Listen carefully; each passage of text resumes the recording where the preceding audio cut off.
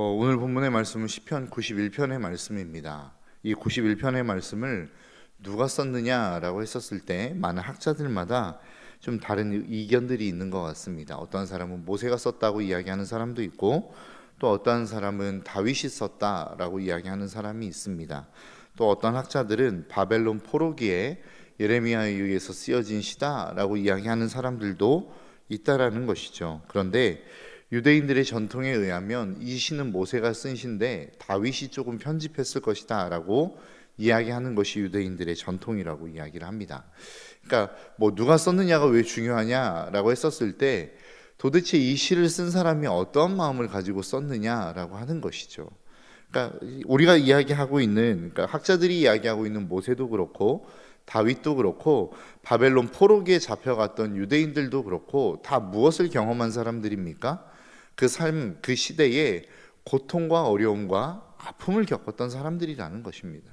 그러니까 대표적인 사람들임에도 불구하고 하나님을 섬겼던 가장 대표적인 사람들 아닙니까? 모세도 그렇고 다윗도 그렇고 그 유대인들이라고 하는 사람들 자체가 하나님을 섬기고 하나님께 선택받았다라고 생각하는 이 땅 가운데 존재하는 그 하나님과 연결되어져 있는 사람들 아니더냐라고 하는 것이죠. 그러니까 그 사람들이 시를 썼는데 그 시의 내용이 무엇입니까? 그들의 인생 가운데 하나님이 우리의 삶에 피난처가 되신다라고 하는 내용입니다. 그런데 여러분 한번 생각해 보십시오. 누군가의 피난처가 필요하다라고 하는 것은 어떠한 것을 의미하죠? 무엇을 전제하고 있는 것입니까? 그 인생 가운데 내가 피할 만한 어떤 어려움을 당했다라고 하는 것이 전제되어지는 것입니다.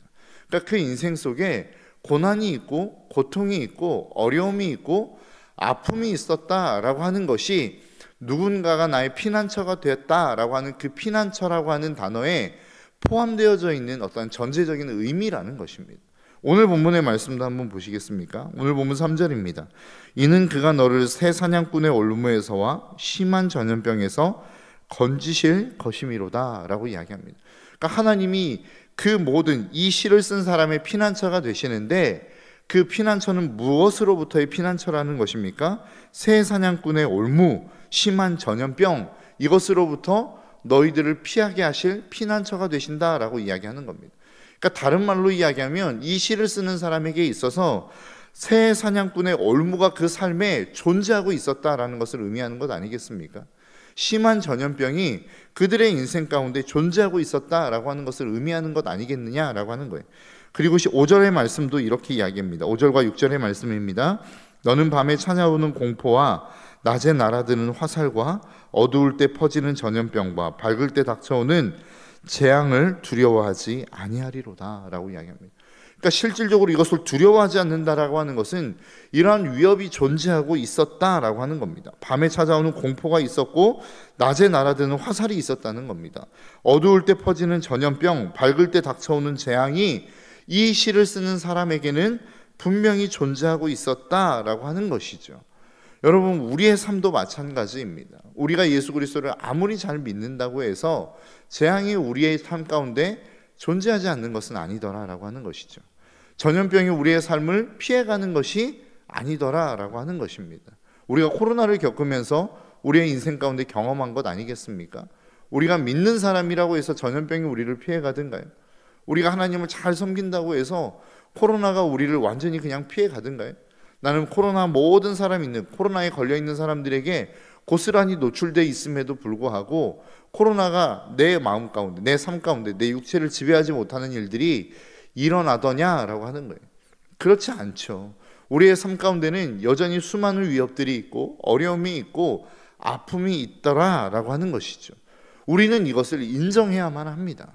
여러분, 우리가 이것을 인정하지 않으면 우리의 삶에 하나님을 향한 하나님의 존재에 대한 의심이 계속적으로 흔들릴 수밖에 없습니다. 우리가 늘 하나님에 대해서 힘들어하며 곤란해하며 아파하는 것 중에 하나가 무엇입니까?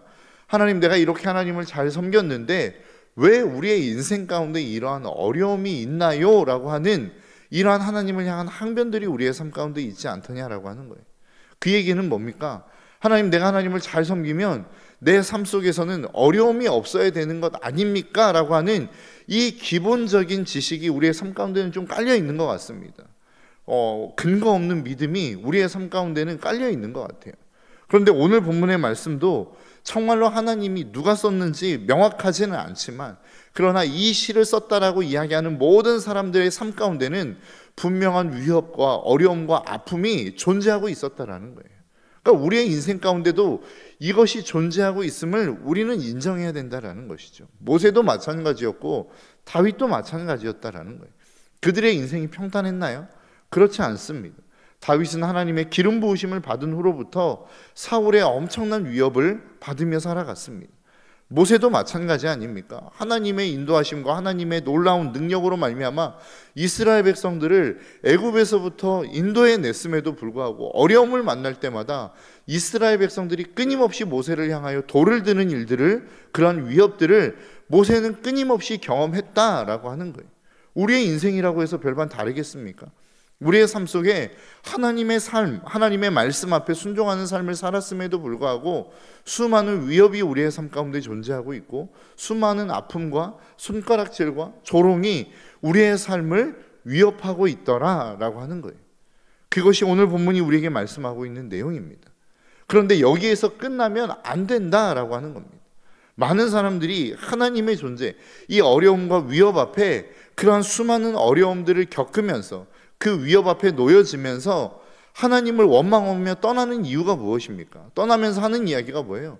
하나님이 진짜로 살아계신 게 맞나요? 하나님이 살아계시다면 내가 왜 이러한 어려움을 겪어야 되나요? 라고 하는 질문을 남기며 하나님을 떠나지 않습니까? 청년들 가운데도 그런 청년들이 있습니다. 내가 하나님을 떠나 살았더니 오히려 내 삶이 잘 되더라는 거예요. 어려움도 없더라는 거예요. 아픔도 없더라는 거예요. 하나님을 섬길 때에는 날마다 예배를 지켜야 되는 어려움도 있어야 되고, 무엇인가 내가 억울한 일을 당해도 입 다물고 있어야 될 것 같은 어려움이 왜 내 삶 가운데는 있었는데, 하나님을 떠나니까 내가 원하는 이야기를 마음껏 할 수 있더라는 거죠. 내가 정말로 어떠한 삶 속에서 억울한 일이 있으면 억울하다라고 이야기해도 괜찮게 느껴지더라는 겁니다. 그것이 하나님을 떠나니까 오히려 편해지더라, 마음이 편해지더라, 이렇게 이야기하는 사람들도 있더라라고 하는 거예요. 우리의 삶도 마찬가지 아닙니까? 여러분들의 삶을 살아가며 예수 그리스도를 믿으며 겪는 어려움과 억울함이 있을 때마다 하나님을 차라리 믿지 않았더라면 내 마음속에 있는 이야기라도 속 시원히 이야기할 수 있을 것 같은데, 아예 그냥 예수 그리스도를 믿고 나니까, 저 사람이 내가 예수님을 믿는다는 것을 알고 있으니까 오히려 이야기하지 못하는 상황들이 발생하는 경우들도 있더라는 것이죠. 그러한 상황들이 지금 오늘 시를 쓰고 있는 이 시편 기자에도 동일하게 일어났던 사건이었다라는 거예요. 그런데 시편 기자는 여기에서 끝나지 않았다라는 거예요. 어떻게 했습니까? 하나님을 바라보게 되었다라는 거예요. 2절 말씀입니다. 나는 여호와를 향하여 말하기를 그는 나의 피난처요 나의 요새요 내가 의뢰하는 하나님이라 하리니 라고 이야기합니다.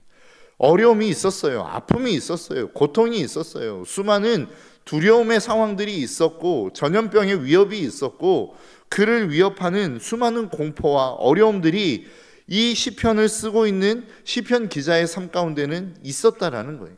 그 수많은 위협 가운데 시편 기자가 그것으로, 그 위협으로, 그 어려움으로 그 인생의 결론을 낸 게 아니라 그의 결론을 누구 앞으로 가져갔다라는 거예요?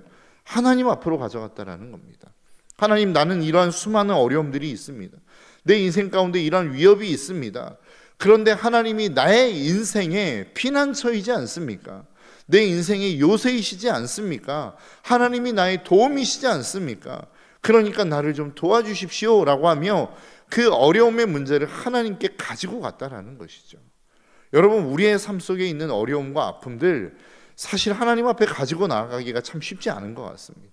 알고 있습니다. 내 수많은 문제들, 내 모든 아픔들 하나님 앞에 알아야 된다는 것도 알고 있고, 이 문제들을 하나님께 맡겨야 된다는 것도 알고 있어요.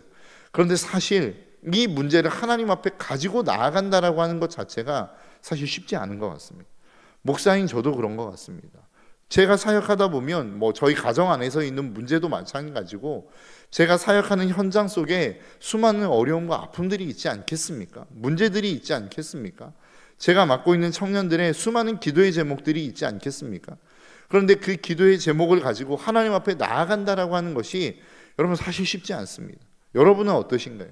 여러분들이 맡고 있는 사역의 현장, 아니면 사업체의 문제들, 그리고 직장의 문제들, 이러한 삶의 수많은 문제들이 있죠. 그 문제들을 얼마나 하나님 앞에 가지고 나아가시느냐라고 하는 거예요. 아, 하나님께 나아가야 되는데 라고 생각은 하면서 결국은 어떤 해결책을 찾죠? 내가 할 수 있는 최선의 해결책을 찾습니다. 인간이 행할 수 있는 인간의 해결책을 찾는다라는 거예요. 내가 누구에게 잘 보여야 이 문제를 해결할 수 있는지, 내가 누구에게 붙어야 이 문제를 조금 더 수월하게 만들어 갈 수 있는지를 찾는 경우들이 훨씬 더 많다라는 것이죠. 그런데 그 모든 수많은 문제의 해결책을 가지고 나아간다 할지라도 그 문제가 근본적인 해결은 되어질 수 없다라고 하는 것이 오늘 본문의 말씀의 가장 기본적인 결론 아니겠습니까?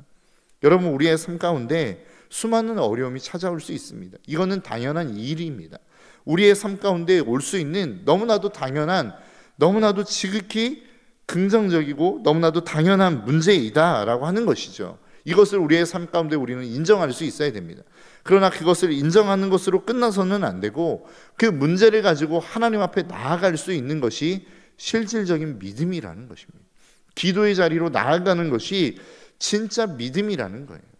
내가 나의 삶에 있어서의 문제가 생겼을 때 하나님, 이 문제가 나의 삶 가운데 있습니다. 이러한 어려움이 내 삶 가운데 주어졌습니다. 하나님, 어떻게 하면 좋을까요? 라고 하나님 앞에 물으며 나아가는 것이 우리의 삶에 있어서의 진짜 믿음이라고 하는 사실을 저와 여러분들이 잊지 않으시기를 주님의 이름으로 축복합니다. 그래서 정말로 여러분들의 삶 가운데 있는 그 수많은 어려움과 아픔을 인지하고 인정하시는 지혜가 여러분 가운데 있으시되, 거기에서 무릎 꿇고 무너지는 인생이 아니라 그 문제를 하나님께 가지고 가함으로 말미암아 진짜 하나님이 여러분들의 인생 속에 피난처가 되시는 경험들이 있어지시는 저와 여러분들의 삶이 되시기를 주님의 이름으로 축복합니다. 제가 지지난주에 청년들과 함께 나누었던 이야기인데요, 여러분, 우리의 삶 가운데는 두 가지의 믿음이 있습니다. 히브리서에서 이야기하고 있는 두 가지의 믿음이 있어요. 히브리서 11장 6절은 뭐라고 이야기하냐면, 하나님께 나아가는 자는 반드시 그가 계신 것과 그를 찾는 자들에게 상 주시는 이심을 믿어야 할지니라. 하나님께 우선 우리에게 요구하시는 믿음은 두 가지입니다. 먼저는 하나님이 계시는 것을 믿어야 된다라는 거예요. 하나님의 존재를 믿어야 된다라는 것입니다. 여러분, 이 존재에 대한 믿음은 한순간에 생길 수 있습니다. 하나님이 우리의 인생 가운데 찾아오심으로 말미암아 한순간에 그 믿음이 생겨날 수 있다라는 것이죠. 그런데 두 번째 믿음, 하나님을 찾을 때에 그 찾는 자에게 하나님이 상 주시는 자이심을 믿는 그 믿음은 여러분 쉽게 생겨나는 것이 아닙니다. 한순간에 생겨나지 않습니다. 하나님이 내 인생 가운데 한번 찾아오셨다고 해서 그러면 내가 그 하나님을 찾을 때에 하나님이 나에게 상 주시는 분이시네라고 하는 이 믿음은 한순간에 생기지 않는다는 거예요. 오랜 시간 쌓이고 쌓여 그 하나님을 향한 신뢰가 쌓임으로 말미암아 믿어지는 믿음이라는 것입니다. 여러분, 모세 보십시오. 하나님을 만났어요. 떨기나무에서 불꽃까지 타는 그 하나님을 만났다는 거예요. 그 만난 하나님 속에서 모세의 믿음, 그 하나님이 나를 믿을 때에 절대 손해보게 하시지 않는 하나님이라고 하는 믿음이 한순간에 생기던가요? 아니죠. 무엇을 통해 알 수 있습니까? 바로에게 가라라고 하시는 하나님의 명령 앞에 모세는 수없이 그 명령을 거부합니다. 하나님, 저는 못 갑니다. 말이 어둔합니다. 저는 지금 말하는 법을 잊어버렸습니다. 주님, 제발 보낼 만한 자를 보내십시오. 하나님이 노했다라고 이야기해요. 얼마나 모세가 믿음이 없었으면 하나님이 화를 내셨다라고 이야기합니다. 그러니까 이 믿음이라고 하는 것, 하나님이 나에게 인생 가운데 오셔서 절대 나의 인생을 손해보게 하시는 하나님이 아니다라고 하는 믿음은 한순간에 생기는 믿음이 아니라는 것입니다. 오랜 시간 그 하나님을 향한 경험, 정말로 그 하나님의 말씀 앞에 순종해 나아가는 그 순종의 믿음 속에서 쌓이고 쌓이는 이 신뢰와 믿음이 생겨나서 결국은 그 수많은 시간들을 통해서 생겨나는 것이 믿음이라는 거예요. 여러분, 그래서 우리의 인생 속에 오늘 본문이 이야기하고 있는 하나님은 나의 피난처요, 나의 요새요, 내가 의뢰하는 하나님입니다 라고 하는 이 고백은 어느 한순간에 생겨난 믿음이 아니라는 거예요. 그 수많은 인생 속에서 고난을 겪었고 아픔을 겪으면서 하나님 제발 도와주십시오, 하나님밖에 없습니다라고 하는 이 수많은 처절한 하나님과의 씨름 속에서 생겨난 믿음이요 고백이라는 사실을 저와 여러분들이 잊지 않으시기를 주님의 이름으로 축복합니다. 나는 이런 믿음 없어, 나는 이렇게 하나님 앞에 고백할 자신이 없어, 괜찮습니다. 이 믿음의 고백을 한 사람도 이 믿음의 고백을 하기까지는 수많은 시간들이 필요했기 때문입니다. 여러분들의 인생 속에 이 하나님과의 과정, 하나님을 바라보는 이 수없는 믿음의 몸부림을 통해서 정말로 하나님이 나의 피난처이십니다. 나의 요새이십니다. 나의 모든 생명이십니다라고 하는 이 고백이 저와 여러분들 가운데 생겨나시기를 주님의 이름으로 축복합니다. 그런데 이 고백을 어떤 사람만이 할 수 있느냐라고 했었을 때 오늘 본문 14절입니다. 하나님이 이르시되 그가 나를 사랑한즉 내가 그를 건지리라, 그가 내 이름을 안즉 내가 그를 높이리라 라고 이야기합니다. 이 모든 것들, 하나님이 나의 피난처시오 요새이시오 내가 의뢰하는 하나님입니다 라고 하는 이 고백은 결국 누가 할 수 있습니까? 하나님을 사랑하는 자가 할 수 있고 그 하나님을 아는 자가 할 수 있다는 거예요. 여러분, 하나님을 전혀 몰라요. 하나님을 사랑하지도 않아요. 그러면 이 고백이 나올 수 없다라는 것입니다. 여러분, 한번 생각해 보십시오. 하나님이 어떠한 자를 찾으십니까? 어떠한 자에게 하나님의 은혜를 베푸십니까? 그냥 아무에게나 은혜를 베푸시나요? 아무에게나 하나님의 사랑을 베푸시나요? 물론 우리는 그렇게 알고 있습니다. 그런 하나님의 은혜를 하나님은 모든 사람에게, 모든 인류에게 무조건적으로 베풀고 계신다라고 알고 있어요. 물론 맞는 이야기입니다. 그런데 조금 더 깊이 생각해 보면 그 은혜와 사랑을 도대체 누가 누릴 수 있냐는 거예요. 하나님을 아는 만큼 누릴 수 있는 겁니다. 하나님을 사랑하는 만큼 누릴 수 있는 거예요. 우리가 보통 부모에 대한 이야기를 많이 하지 않습니까? 하나님의 사랑과 부모의 사랑을 비교해서 많이 이야기하는데, 여러분, 자식을 사랑하지 않는 부모가 있습니까? 없죠. 모든 부모는 자식을 다 사랑합니다. 그런데 자식이 그 부모의 사랑을 느끼지 못할 뿐입니다. 그 느끼지 못하는 자식은 어떻게 되는 거예요? 부모님은 나를 사랑하지 않아 라고 하면 어떻게 하나요? 어긋난 삶을 살죠. 부모님의 명령을 거역하는 삶을 삽니다. 왜냐하면 부모님은 나만 미워해 라고 하는 마음이 그 마음 가운데 확 자리 잡아버린 자식은 사실 그 사랑을 아무리 이야기해도, 사랑을 부어줘도 그 사랑을 누리지 못하는 것입니다. 우리의 삶도 마찬가지입니다. 하나님이 우리를 사랑하십니다. 우리를 향한 하나님의 놀라운 계획을 가지고 계십니다. 하나님은 오늘도 우리의 삶을 인도해 가고 계십니다. 그런데 이것들을 인정하지 않고 알지 못하고 그 사랑을 거부하는 사람에게는 더 이상 그 사랑을 누릴 수 있는 기회가 없다라는 것이에요. 더 이상 그 하나님이 우리를 사랑하고 있지만, 여전히 하나님은 우리와 함께하고 있지만 그 사랑을 누릴 수도 없고 그 사랑에 대한 혜택을 우리의 것으로 삼을 수도 없다라고 하는 것입니다. 그것이 오늘 보면 14절에서 이야기하는 것입니다. 하나님이 이르시되 그가 나를 사랑한즉 내가 그를 건지리라, 그가 내 이름을 안즉 내가 그를 높이리라 라고 이야기하고 있는 게 그것 아닙니까? 하나님을 사랑하는 사람만이 그 하나님이 우리를 사랑하는 사랑을 알 수 있다는 거예요. 그 하나님을 아는 사람만이 하나님이 우리의 인생 가운데 어떻게 역사하고 계시는지를 우리는 알 수 있다는 거예요. 여러분, 가나안 포도잔치, 요한복음 2장에서 이야기하는 가나안 잔치에 떨어진 포도주에 대한 이야기를 통해서 하나님이 우리에게 끊임없이 이야기하는 게 무엇입니까? 하나님이 물로 포도주를 만드셨어요. 그런데 그 포도주가 어디서 나왔는지를 아는 사람은 누구만 알고 있습니까? 그 물떠온 하인들만 아는 거예요. 물떠온 하인들이 포도주를 마셨나요? 아니죠. 그들은 열심히 일만 했습니다. 그런데 그 포도주가 어디에서부터 왔는지, 이 포도주를 누가 만든 것인지, 이 좋은 포도주가 어디에서부터 온 것인지를 아는 것은 물떠온 하인들만 알고 있어라는 것이죠. 우리의 인생도 마찬가지입니다. 우리의 삶 속에 하나님이 행하시는 놀라운 일들이 있어요. 하나님이 베풀어 주시는 사랑이 있어요.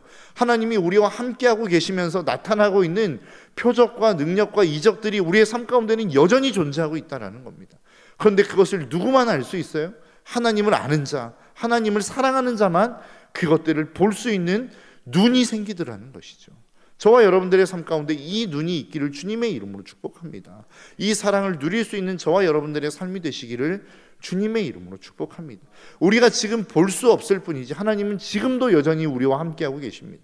하나님은 우리의 삶 가운데 여전히 역사하고 계십니다. 하나님은 우리를 사랑하고 계십니다. 우리가 그것을 못 느끼고 있다면 그것을 볼 수 있는 눈과 믿음이 우리 가운데 없을 뿐이지 하나님이 우리를 사랑하시지 않는 게 아니라는 것이죠. 하나님이 우리의 삶 가운데 역사하시지 않는 것이 아니라는 것입니다. 저와 여러분들의 인생 속에 이것들을 깨달을 수 있는 축복이 가득하시기를 주님의 이름으로 축복합니다. 그래서 그 하나님을 사랑을 볼 수 있고 그 하나님의 일하심을 볼 수 있는 저와 여러분들의 삶이 되시기를 주님의 이름으로 축복합니다. 기도하겠습니다.